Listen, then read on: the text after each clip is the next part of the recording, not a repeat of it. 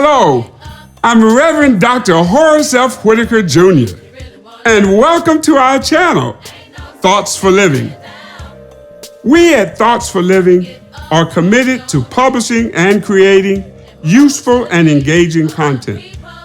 We would hope this content helps us all better understand how our environment impacts our consciousness, and then how our consciousness influences our worldview, and together, how that might help us build a more sustainable world.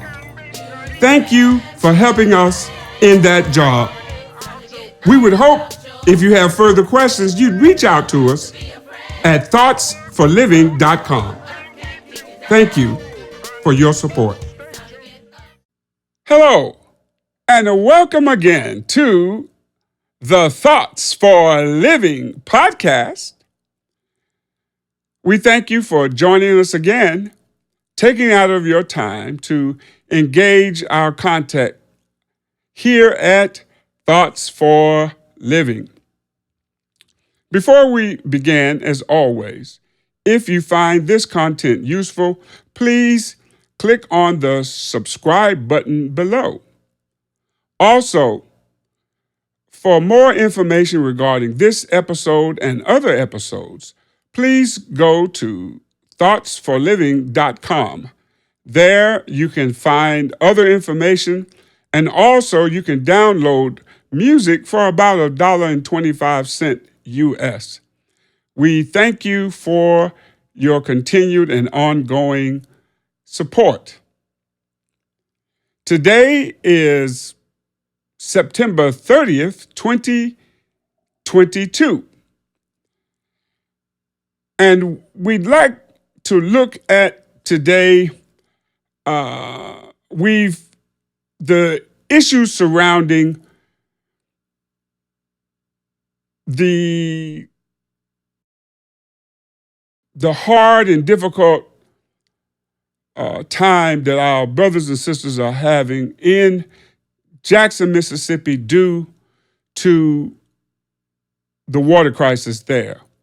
I'm sure many of us are aware in general of what's going on with the citizens of Jackson and their fight against state officials in trying to get the needed funds in order to repair this their water treatment system that has been in disrepair for decades and decades. What we'd like to touch on, rather than the direct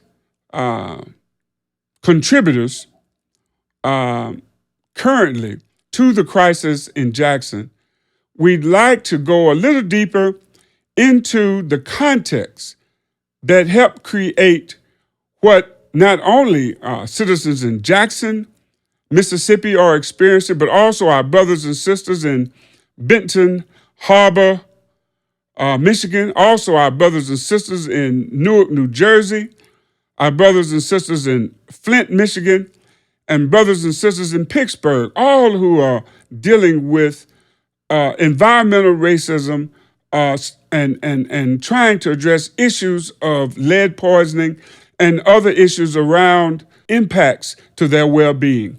Harriet A. Washington, an outstanding medical ethicist and scholar, states in her book, A Terrible Thing to Waste, Environmental Racism and Its Assault on the American Mind, the U.S. has persistently rejected the precautionary principle.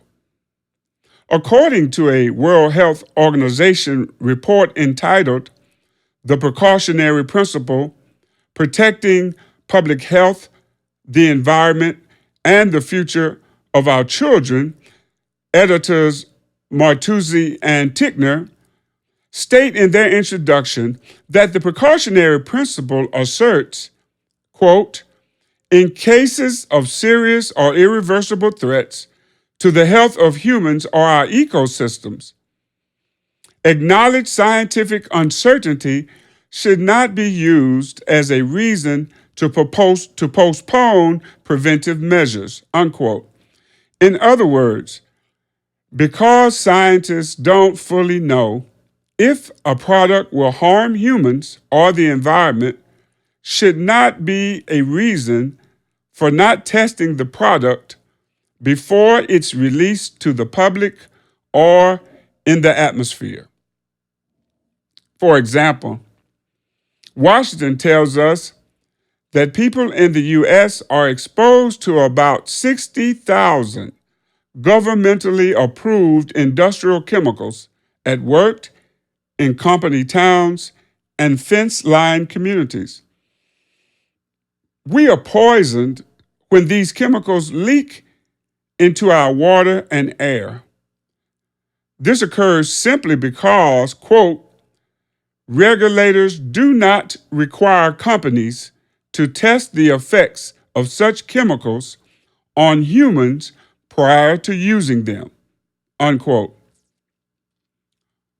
Now, she admits the verification process can be costly and time-consuming, taking years for definitive answers to appear, including the high standard of proof set by the industries that utilize and distribute these chemicals.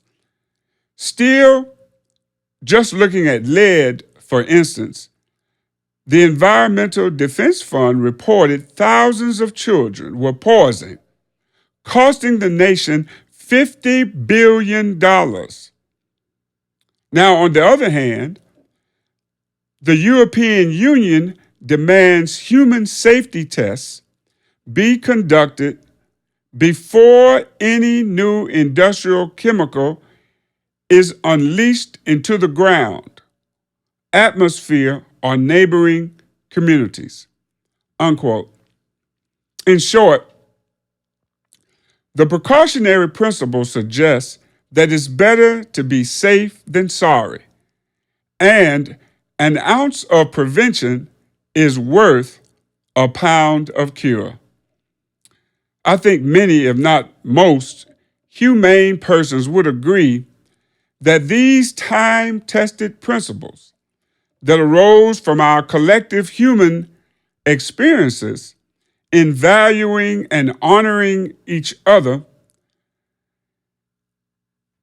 yet we see these commonly held values being diametrically opposed by racism, white supremacist ideologies, and judgments at the state and local levels, coupled with corporate domination and control of federal governmental policy and lawmaking that reproduces systemic racism.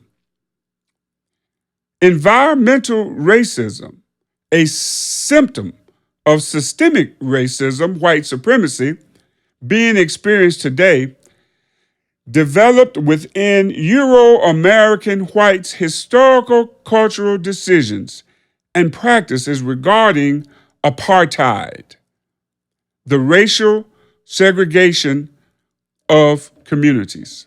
Christopher Silver states in The Racial Origins of Zoning in American Cities that though the Southern region invented racial zoning and utilized the practice broadly due to the populations of blacks that range from 30 to 50%, racial zoning and segregation spread to other northern and western states as blacks migrated to find better living conditions.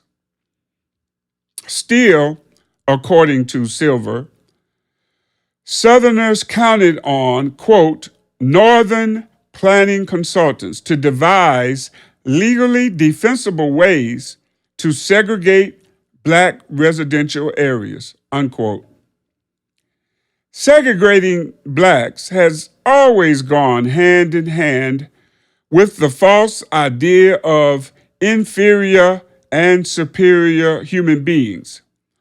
But apartheid became even more weaponized after the Civil War ended enslavement, and combined with the brief period of black elected leadership at the federal and state level during Reconstruction, white Euro-American supremacists attempted to restore control of blacks' humanity, blacks' living spaces, and blacks' mobility through terrorist attacks by organized supremacist groups like the Ku Klux Klan, lynching of black people, and destroying their communities and property. Along with terrorizing black citizens, exclusionary zoning laws became the favorite weapon of political governance and corporate collusion to socially engineer the segregation of blacks who were once the legal property of former enslavers. During the mid to late 1800s, several cities in California had utilized police power to keep Chinese laundries from expanding to white communities. But Baltimore, Maryland, has the dubious distinction of passing the, quote, first comprehensive zoning ordinance in the U.S. on December the 20th, 1920, unquote. Barry Mayhew, a member of the Social Justice Division of the Progressive Movement, and the mayor of Baltimore at the time, agreed with other reformers that, quote, blacks should be quarantined in isolated slums in order to reduce the incidence of civil disturbance, to prevent the spread of communicable disease into the nearby white neighborhoods, and to protect property values among the white majority, unquote.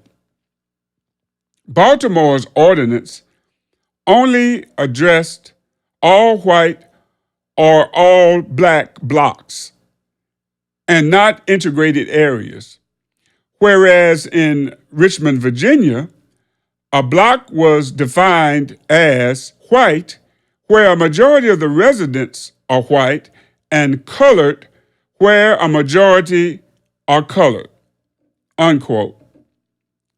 To the dismay of segregationists, the Supreme Court of the United States in Buchanan versus Worley unanimously struck down a Louisville, Kentucky racial zoning ordinance, ruling that, quote, the denial of the full use of property from a feeling of race hostility was insufficient grounds, unquote. After this ruling, communities could no longer legally zone based on race, but the court's decision did not ban, quote, the use of the planning process in the service of apartheid, unquote. In response, some cities simply began to describe sections as, quote, Negro residential areas, unquote. That, when combined with data from the Northern professional planners, guided public and private expansion. In 1927, the city of New Orleans attempted to legalize, in Silver's words, quote, a race-based occupancy by permission slip zoning, unquote, plan that advocated, quote, blacks could not occupy a house in a white block or a white person in a black block unless the prospective occupant obtained written permission of a majority of the residents already in the block, unquote. Though overturned by the Supreme Court, the lawyers representing New Orleans argued that zoning should be accepted with the many other legal Jim Crow laws in socially engineering New Orleans, which was a racially integrated city, into an apartheid haven.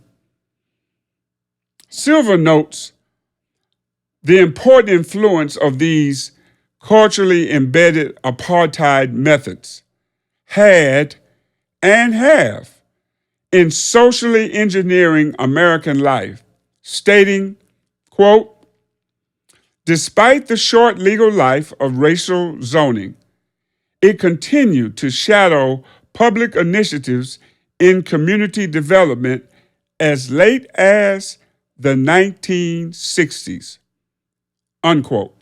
We can see that racism, white supremacy, gave rise to African blacks' enslavement for approximately 256 years. And 50 years after the Civil War, which led to the abolition of slavery, local governments intent on legalizing segregation enacted racial exclusionary zoning laws.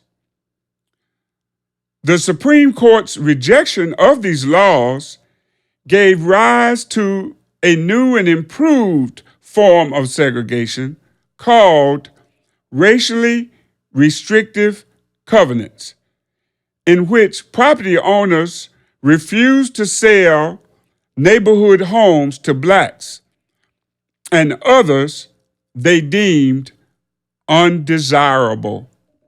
The Federal Housing Administration, FHA, was created as part of President Franklin Delano Roosevelt's New Deal to rebuild the housing market by encouraging home ownership through banking and loan processes after the U.S. economic collapse in 1933 called the Great Depression.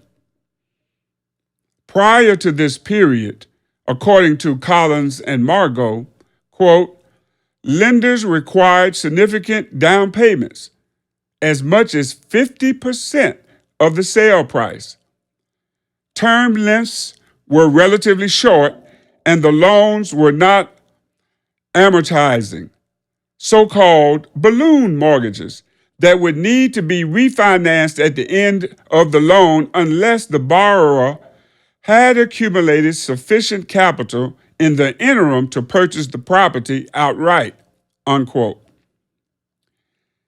In describing lending initiatives during FDR's New Deal, Price v. Fishback asserts that the Homeowners Loan Corporation came close to fully replacing toxic mortgages on lenders' books because it often paid prices that covered the principal owed, interest owed, and taxes paid by the lender, unquote.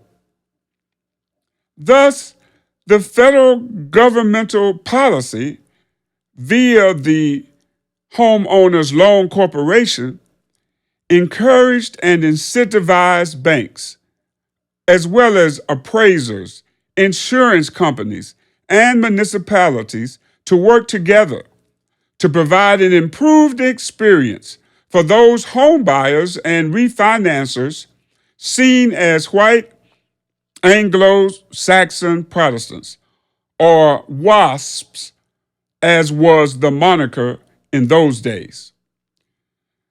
Nicole Hannah-Jones, writing for ProPublica, found that, quote, 98% of the loans the FHA insured between 1934 and 1962 went to white borrowers, unquote. But for blacks, the unseen racial contract meant they would have a very different experience. According to Mills, the racial contract links space with race and race with personhood.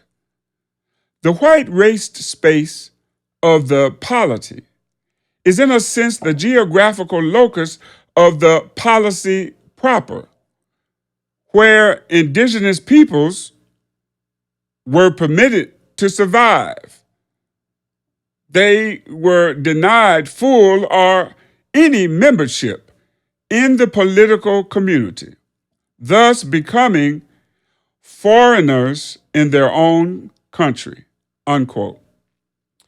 This, in effect, was how redlining was used here in the U.S., so as to prevent Black home ownership and the wealth accumulated by home ownership. But, moreover, redlining also segregated Blacks into areas that would make them even more vulnerable to further systemic political, social, and economic oppression and exploitation as national second-class citizens who were constantly treated like aliens in their own country. Specifically, the FHA affirmed and promoted racial segregation through racially restrictive covenants by only insuring properties that use these agreements. Beatrice Lockwood, writing for Thought Company, states, quote, along with the Homeowners Loan Corporation, a federally funded program created to help homeowners refinance their mortgages, the FHA introduced redlining practices in over 200 American cities. Redlining is defined as a discriminatory practice by which banks, insurance companies, etc., refuse or limit loans, mortgages, insurance, etc., within separate geographic areas, especially inner city neighborhoods, unquote. The practice of redlining began officially in the 1930s when the United States government surveyors rated neighborhoods in 239 cities by color coding.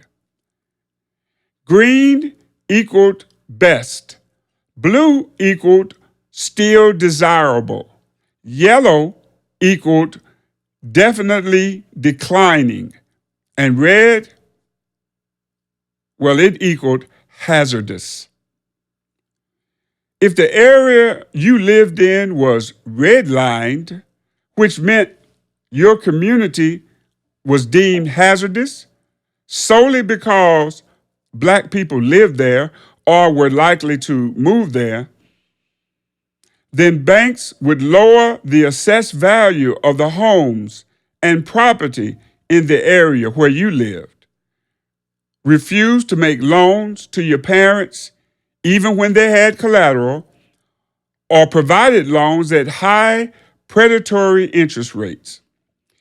Emily Badger states in her 2017 article how redlining's racist effects lasted for decades. In the upshot, states, quote, Blacks did not have access to conventional home loans. Blacks who did not have access to conventional home loans had to turn to schemes like contract sales that entailed steep interest rates. The practice is returning today in many of these same communities, unquote. The FHA and the Homeowners Loan Corporation, which drew the maps from 1935 to 1939, as reported by Tracy Jan in her 2018 Washington Post article, Redlining was banned 50 years ago, is still hurting minorities today, made it legal and even more socially acceptable for corporate entities and white communities to discriminate against blacks, which effectively segregated us into areas that were persistently underserved and under-resourced. Quote, neighborhoods that were predominantly made up of African Americans as well as Catholics, Jews, and immigrants from Asia and Southern Europe were deemed undesirable, end quote. Bruce Mitchell, a senior researcher at the National Community Reinvestment Coalition and one of the study's authors presented in Jan's article, further stated, quote, anyone who was not Northern European white was considered to be a detraction from the value of the area, unquote. These biases and actions conducted by the United States government, state and local authorities, and private corporate entities demonstrate systematic racism, white supremacy at work. Again, Jan clearly states, quote, the Federal Housing Administration institutionalized the system of discriminatory lending in government-backed mortgages, reflecting local race-based criteria in their underwriting practices and reinforcing residential segregation in American cities, unquote, which unrelentingly oppresses and exploits Black citizens' humanity, mobility, and access to the financial capital they so vitally need to improve their lives, opportunities for their children, and their communities. Now, if that weren't enough, along with the emotional, psychological, and physical injury caused by these compounded supremacist practices to prohibit Black family and community development, and the false sense of superiority granted whites by continued U.S. governmental policy in embedding the practice of apartheid in this country, Dorothy A. Brown, in How the Tax System Impoverishes Black Americans and How We Can Fix It, The Whiteness of Wealth, says, though Black and white workers, quote, paid federal income taxes that generated the revenue to finance these benefits, Black Americans were prevented from receiving them, unquote. In other words, taxes that Black Americans paid helped build the white middle class. But those same taxes and benefits were withheld from Black people. Sadly, from slavery to the present, stolen Black labor enriches our oppressors. From slavery to the present, stolen Black labor enriches our oppressors. As the NCRC study reveals, quote, home ownership is the number one method of accumulating wealth, unquote, in this country. But these, quote, redlining policies, unquote, that enabled racial and ethnic discrimination helped to create, quote, a permanent underclass that's disproportionately minority, unquote, according to John Taylor, President and Chief Executive of the NCRC. The current racial wealth gap, according to the U.S. Treasury based on survey data compiled by the Federal Reserve Bank of St. Louis, shows the median white family held $184,000 in wealth in 2019, compared to just $38,000 and $23,000 for the median Hispanic and Black families, respectively. Taylor goes on to make this insightful statement, quote, "I think most people believe the problem is not with the rules, but with the people. Most middle-class whites in America don't have empirical observation of what happens in underserved neighborhoods or understand the historical treatment of poor and minority communities," unquote. Jan also reports some eye-opening results from the study and provides an analysis relative to our present plight. Quote, "Nationally, nearly 2/3 of neighborhoods deemed hazardous, redlined hazardous in the 1930s, are inhabited by mostly minority residents, typically Black and Latino, in 2018. Researchers found cities with more such neighborhoods have significantly greater economic inequality. On the flip side, 91% of the areas classified as best in the 1930s remain middle to upper income today, and 85% of them are still predominantly white," unquote. Which is to say, systemic racism, white supremacy, practiced as exclusionary racial zoning in the early 1900s and as redlining from the 1930s to approximately 1968, represented different methods for achieving apartheid and racial segregation, reproduce, quote, "the set of practices, cultural norms, and institutional arrangements that both reflect and help to create and maintain race-based outcomes in society," i.e., the racial wealth gap and the environmental racism we live with today. John A. Powell calls this racialization.